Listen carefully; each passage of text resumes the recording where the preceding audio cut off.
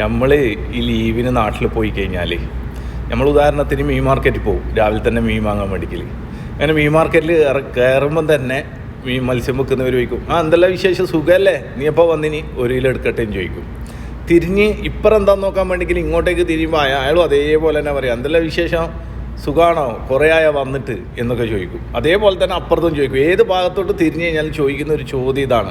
അപ്പോൾ നമുക്ക് ആകെ കൺഫ്യൂഷൻ ആവും. പിന്നെ നമ്മൾ മീൻ വാങ്ങാനല്ല നോക്കുന്നത്.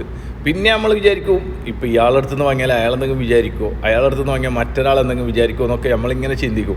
പിന്നെ ഇവരുടെ അടുത്ത് നിന്ന് എങ്ങനെ ഊരൽ നോക്കുന്നതാണ്. ആരുടെ അടുത്ത് നിന്നെങ്കിലും 1 കിലോ എന്തെങ്കിലും ഒരു മത്സ്യം വാങ്ങിയിട്ട് വരും. പിറ്റേന്ന് ഭാര്യ പറയും പോയിട്ട് മീൻ വാങ്ങിച്ചിട്ടാന്ന് പറയാം. അപ്പോൾ എന്താ പറയാമെന്നറിയാം, എനക്കയില്ല, നീ ഇടുന്നെങ്കിൽ മോനിച്ചു അവിടെ മാർക്കറ്റിൽ പോയി കഴിഞ്ഞാൽ എല്ലാവരും പരിചയക്കാരാണെന്ന് പറയും.